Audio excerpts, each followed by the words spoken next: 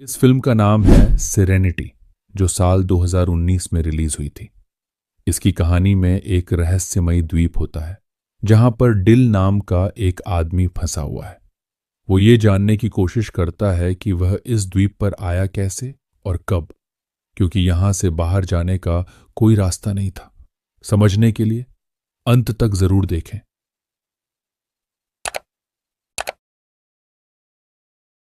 Film की कहानी शुरू होती है तो हम देखते हैं डील को, जो इस कहानी का मुख्य किरदार है। डिल के पास एक बोट है और उसे मछली पकड़ने का बहुत शौक है। डिल प्लाईमाउथ नामक एक द्वीप पर रहता है। पैसा कमाने के लिए अक्सर वह कुछ टूरिस्ट को मछली पकड़ने के लिए लेकर जाता। डिल उनके लिए रॉड सेट करता और टूरिस्ट खुद मछली पकड़ते, जिससे उन्हें बहुत खुशी होती थी। इसके बदले में डिल को कुछ पैसे मिलते थे। आज भी डिल और उसका साथी दो टूरिस्ट के साथ हैं जिन्होंने मछली पकड़ने के लिए पैसे दिए थे। लेकिन आज कुछ अलग होता है। जब मछली पास आई तो डिल अपने क्लाइंट को रॉड देने से इनकार कर देता है। असल में डिल काफी समय से एक खास मछली को पकड़ने में लगा था और आज शायद वो मछली उसके हाथ आ जाती।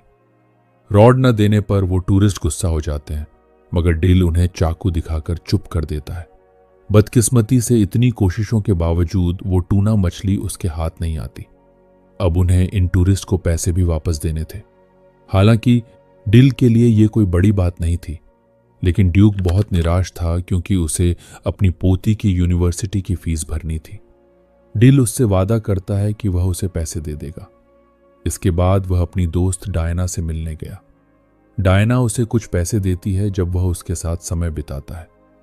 डिल उससे उसके बेटे के बारे में पूछता है। उसे भी बोट्स और फिशिंग का बहुत शौक था। दरअसल डील चाहता था कि वह ड्यूक को जाने दे ताकि वह किसी ऐसी जगह काम कर सके जहां उसे अच्छे पैसे मिले। इसके बाद वह एक बार में जाता है। बारटेंडर से बातचीत के दौरान हमें पता चलता है कि यहाँ के लोगों को एक दूसरे के बारे में छोटी से छोटी बात भी पता होती है। अब ऐसा क्यों है ये हम आगे जानेंगे। बारटेंडर कहता है कि तुमने 4 बार उस मछली को पकड़ने की कोशिश की है, तुम्हें उसे कोई नाम देना चाहिए। तो डिल कहता है कि उसका नाम जस्टिस है। रात में वह ड्यूक को पैसे देने गया और बताता है कि कल हम दोबारा समुद्र में जाएंगे। ड्यूक पूछता है कि हमारे साथ कितने क्लाइंट्स जा रहे हैं, तो डील बताता है कि हम अकेले जाएंगे क्योंकि वह किसी भी हालत में उस मछली को पकड़ना चाहता था। ड्यूक को उसका फैसला सही नहीं लगता क्योंकि इसमें उनके पैसे लग रहे थे। रात को डील जब अपने घर में था तो उसे अपने बेटे की याद आती है, जो तलाक के बाद अब उसकी पत्नी के पास है। उसे भी अपने पिता की तरह फिशिंग का बहुत शौक था। अगले दिन वह ड्यूक के साथ बोट लेकर समुद्र में गया। पूरा दिन इंतजार करने के बावजूद भी उन्हें वो मछली नहीं मिल सकी, जिससे डील बहुत निराश था। वापस आने पर वो ड्यूक से कहता है कि तुम मेरे लिए बैड लक हो। जब से तुम्हारी पत्नी मरी है तब से तुम्हारी किस्मत ही खराब है। ये सुनकर ड्यूक को बहुत बुरा लगता है और वो गुस्से में अपना सामान लेकर वहां से चला जाता। लेकिन दरअसल डील ने यह जानबूझकर किया था ताकि ड्यूक कहीं और काम ढूंढ ले। रात में बार आने पर बारटेंडर उसे समझाता है कि वो उस मछली को पकड़ने की जिद छोड़ दे, लेकिन डिल उसकी बात नहीं सुनता। तभी उससे मिलने वहां कैरेन आती है, जो दरअसल डिल की एक्स वाइफ है। डिल जानता था कि वो यहां किसी मकसद से आई है। अपनी बोट पर ले जाने के बाद वो उससे पूछता है, तुम्हें मुझसे क्या चाहिए। उनकी बातों से हमें पता चलता है कि डिल पहले आर्मी में था, किसी कारण उसने वो नौकरी छोड़ दी। कैरेन कहती है कि तुम ठीक थे और मैं गलत। दरअसल डील से तलाक लेने के बाद कैरेन ने फ्रैंक से शादी कर ली थी। फ्रैंक एक अमीर इंसान था, मगर अच्छा इंसान नहीं था। वो कैरेन को मारता और हमेशा उस पर नजर रखता। उसका पागलपन और भी बढ़ गया है। डिल उससे अपने बेटे पैट्रिक के बारे में पूछता है तो कैरेन रोने लगती है। वो कहती है कि पैट्रिक हमेशा सहमा हुआ अपने कमरे में रहता है। उसे यह सब सुनना न पड़े इसलिए वो पूरा दिन कंप्यूटर पर गेम्स खेलता है।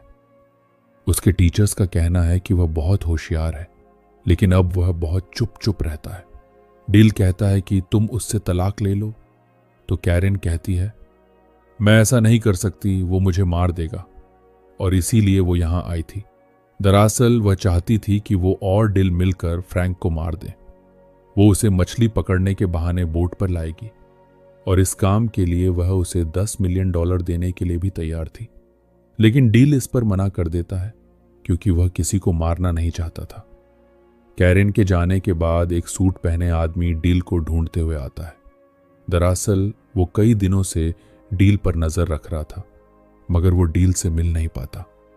अगली सुबह जब डील समुद्र में नहाने गया तो उसे अपने बेटे की आवाज सुनाई दी और एक पल के लिए उसे उसका चेहरा भी दिखाई दिया। इस बीच हमें फ्रैंक और कैरेन के चिल्लाने की आवाजें सुनाई देती हैं। हम पैट्रिक को देखते हैं जो अपने कमरे में था। यानी इन बाप बेटे के बीच कुछ तो कनेक्शन है।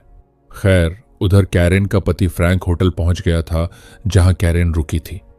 उसे देखकर कैरेन घबरा जाती है क्योंकि वो 2 दिन बाद आने वाला था। आते ही वो कैरेन को टॉर्चर करता है। अगले दिन डिल एक लोकल शॉप से फिशिंग का सामान लेने गया। तब वहां काम करने वाली औरत उसे बताती है कि लोग फ्रैंक को लेकर चर्चा कर रहे हैं कि वो 1 घंटे तक अपनी पत्नी को बेल्ट से मारता रहा और कैरेन के मुंह से आवाज तक नहीं निकली। डिल इस बारे में बात किए बिना वहां से चला गया। बोट के पास आने पर उसने देखा कि फ्रैंक कैरेन के साथ उसका इंतजार कर रहा था। फ्रैंक कहता है, मेरी पत्नी ने बताया कि तुम हमें फिशिंग पर नहीं ले जाओगे। डिल कहता है, मैंने कुछ नियमों का उल्लंघन किया है, इसलिए मैं किसी को अकेले बोट पर नहीं ले जा सकता।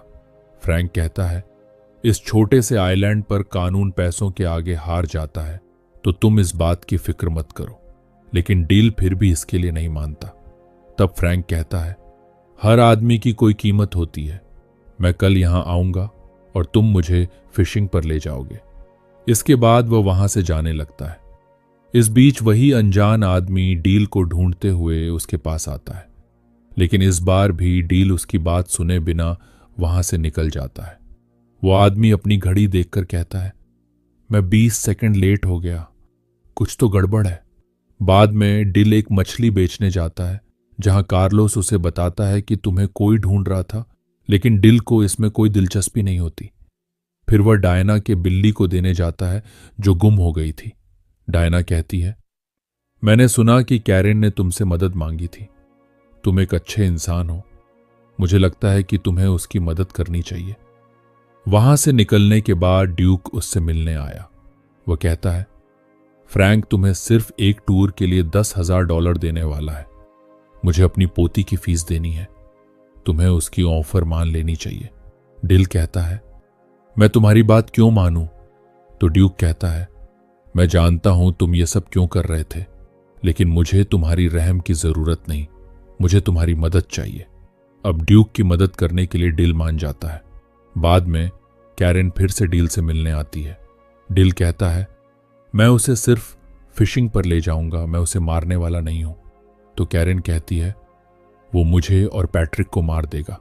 मैं जानती हूं कि तुम उससे बात करते हो, वो अपने कंप्यूटर से तुम्हें सुन सकता है, तुम दोनों एक दूसरे से जुड़े हुए हो। डिल उसकी बात का कोई जवाब नहीं देता। खैर, बाद में जब वह और ड्यूक समुद्र में होते हैं तो डिल अपने दिल की बात कह देता है कि उसे यहां कुछ गड़बड़ लग रही है। फिशिंग के दौरान डिल फ्रैंक से पूछता है कि क्या उसके बच्चे हैं। तो फ्रैंक कहता है, मेरा एक सौतेला बेटा है, मैंने उससे दोस्ती करने की बहुत कोशिश की, लेकिन वो पूरा दिन अपने कंप्यूटर पर लगा रहता है। उसके मैथ्स टीचर कहते हैं कि वो जीनियस है, लेकिन वो पूरा दिन एक बेकार से गेम में लगा रहता है जिसमें एक आदमी पूरा दिन फिशिंग करता है। वो मुझे पसंद नहीं करता। डिल पूछता है, वो तुमसे इतनी नफरत क्यों करता है? तो फ्रैंक कहता है, मैं नहीं जानता, लेकिन एक दिन मैं उसे ही मार दूंगा। ये सुनकर डिल को गुस्सा आ जाता है, लेकिन इससे पहले कि वो कुछ करता, उनके हुक में एक बहुत बड़ी शार्क फंस जाती है और वो लोग उसे पकड़ने में लग गए। खैर, वापस आने के बाद डिल कहता है कि कल हम दोबारा से जाएंगे। कैरेन को मौका मिल जाता है बात करने का, इसलिए वो डिल को फिर से ऑफर करती है कि वह फ्रैंक को मार दे। कैरेन कहती है कि पैट्रिक भी यही चाहता है। ये सुनकर डिल सोच में पड़ जाता है। ड्यूक ने भी उनकी बातें सुन ली थीं। वह डील से पूछता है, क्या तुम उन लोगों को जानते हो? तो डील कहता है, वो मेरी एक्स वाइफ है, आर्मी में नौकरी के दौरान मैं एक जंग पर गया था। वहां से लौटने के बाद मुझे पता चला कि वो फ्रैंक के पास जा चुकी है। ड्यूक उसे सलाह देता है कि हालात चाहे जैसे भी हों, उसे किसी को मारना नहीं चाहिए। रात को डिल कैरेन से मिला और अब वह इस बात के लिए राजी हुआ कि वह फ्रैंक को मारेगा। उसे बस पैसे चाहिए। वह ये सब प्यार व्यार के लिए नहीं कर रहा। जब डिल घर आया तो वही अनजान आदमी उससे मिलने आया था जिसे हमने फिल्म में कई बार देखा। खैर, वह एक डिवाइस लेकर आया था जिससे डिल उस ट्यूना मछली को पकड़ सकता है जिसे पकड़ने का सपना डिल बहुत समय से देख रहा है। और ये डिवाइस वह आदमी डील को मुफ्त में देने वाला था। उस आदमी के मुंह से निकल जाता है कि यही खेल का नियम है और मैं ही नियम हूं। यह सुनकर डिल को अजीब लगता है और उस आदमी पर शक भी होता है। इसलिए वह उसे धमकाता है और पूछता है कि बता, तुम कौन हो। तब वह आदमी, जिसका नाम रीड है, बताता है कि असल में ये सब असली नहीं है, ये बस एक खेल है और खेल का नियम है कि यहां कोई मरेगा नहीं। तुम एक कैरेक्टर हो और तुम्हें उस ट्यूना मछली को पकड़ना है।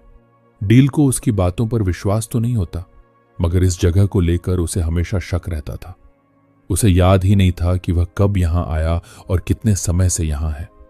वैसे यहां दर्शक ये जान जाते हैं कि यह खेल शायद उसके बेटे ने ही डिजाइन किया है, मगर क्यों और किस लिए।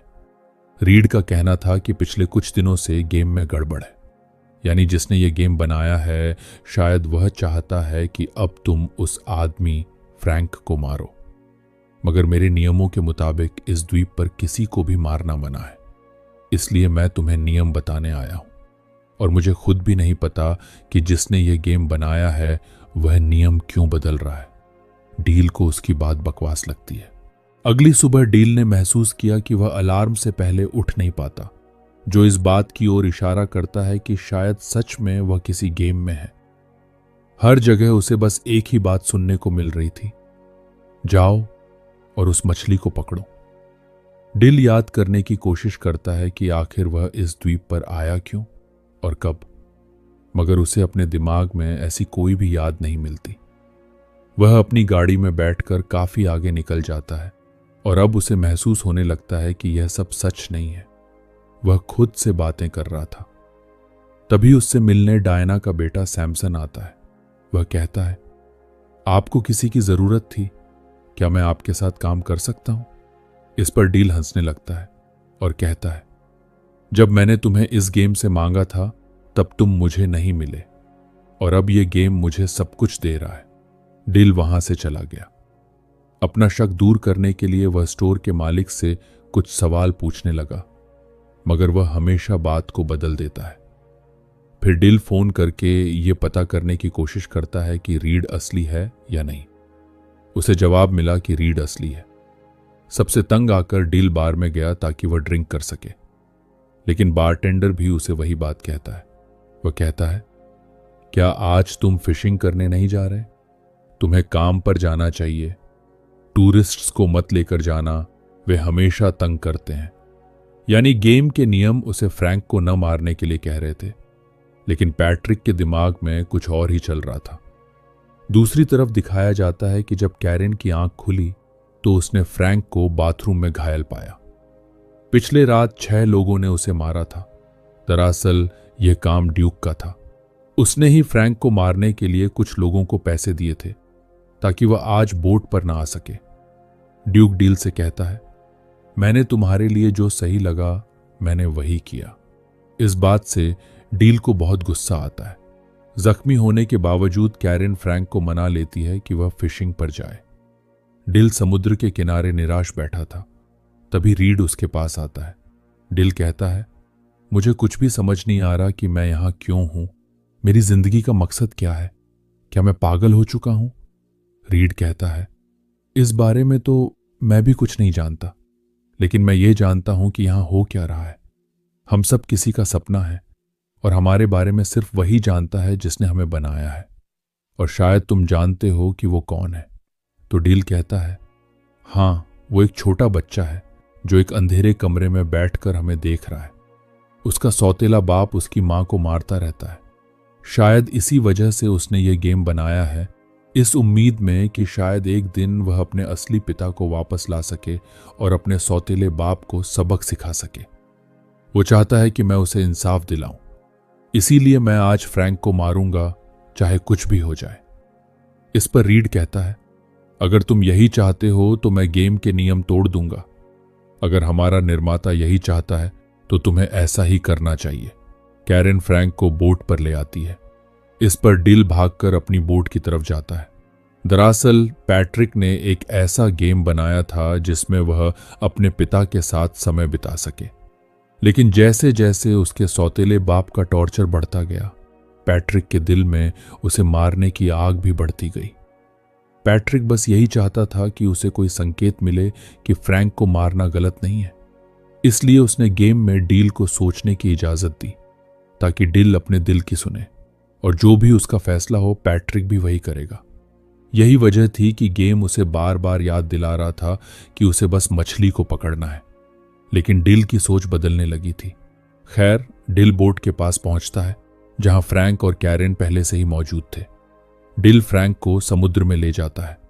फ्रैंक की हालत पहले से ही बहुत खराब थी और कैरेन ने उसे नशे में भी रखा था।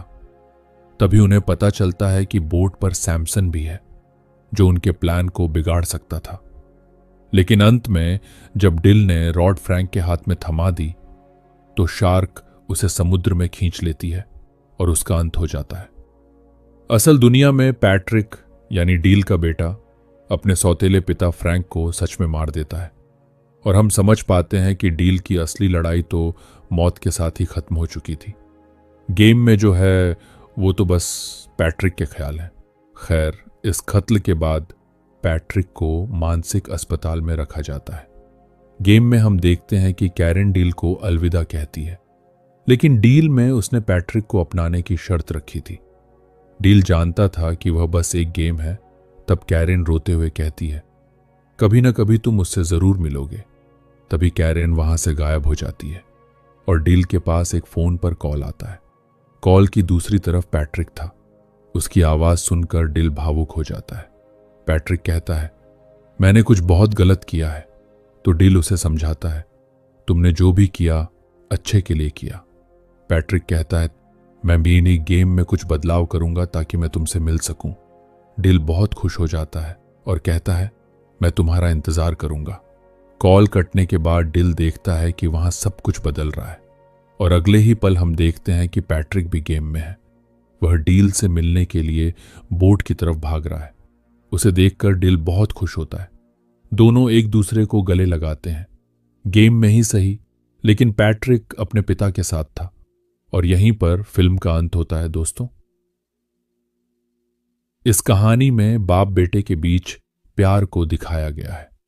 एक पिता की कमी उन्हें ज्यादा महसूस होती है जिनके पिता इस दुनिया से जा चुके हैं। उम्मीद करते हैं हमारी वीडियो आपको पसंद आई होगी।